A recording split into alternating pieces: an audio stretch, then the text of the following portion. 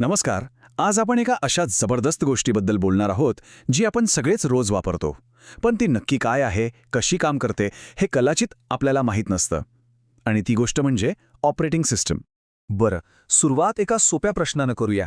विचार करा, जेव्हा आपण कम्प्युटर किंवा फोनवर काहीतरी करतो, समजा एक क्लिक केलं, तर आपली ही कमांड ऐकून ते सगळं काम कोण करतं?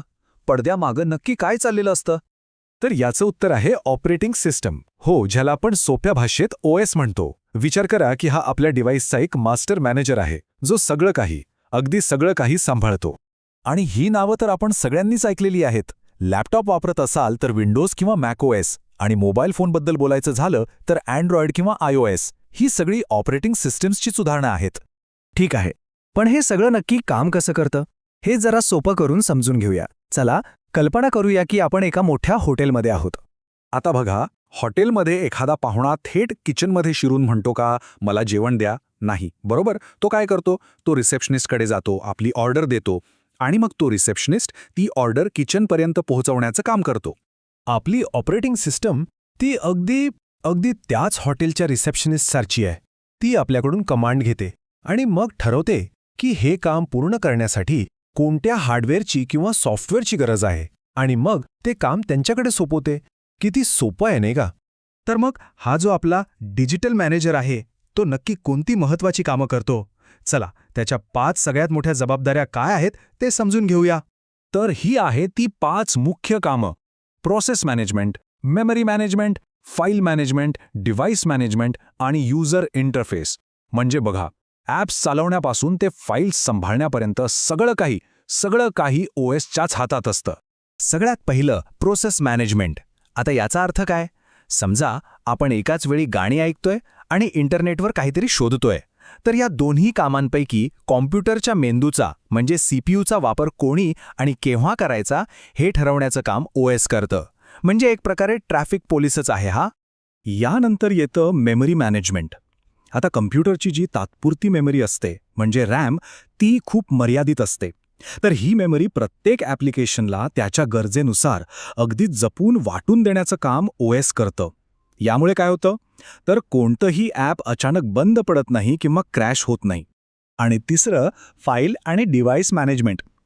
खरं तर OS हे एका लायब्रेरियनसारखं आहे.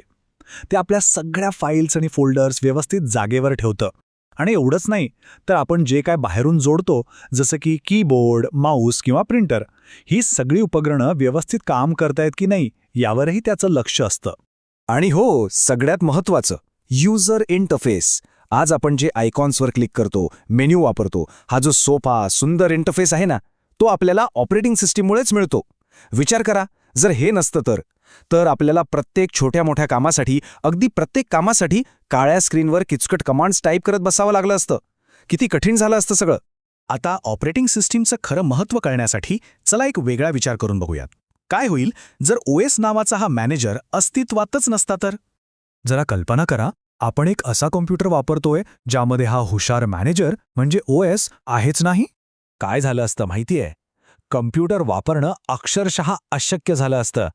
कारण अगदी प्रत्येक छोट्या कामासाठी आपल्याला थेट हार्डवेअरशी बोलावं लागलं असतं, तेही त्याच्याच क्लिष्ट तांत्रिक भाषेत. म्हणजे प्रिंट काढायची असेल तर थेट प्रिंटरच्या सर्किटला सूचना द्याव्या लागल्या असत्या. आणि या सगळ्या चर्चेतून आपण एका सर्वात महत्त्वाच्या मुद्द्यावर येऊन पोचतो, तो म्हणजे ऑपरेटिंग सिस्टीमची खरी ओळख काय आहे. याचं उत्तर खूप सोपं आहे. ऑपरेटिंग सिस्टीम म्हणजे वापरकर्ता, सॉफ्टवेअर आणि कम्प्युटरचा हार्डवेअर या तिघांना जोडणारा एक मजबूत पूल आहे. एक असा पूल ज्यामुळे हे तिघही एकमेकांशी संवाद साधू शकतात आणि सगळं काही अगदी सुरळीतपणे चालतं. आणि आता जाता जाता एक शेवटचा प्रश्न.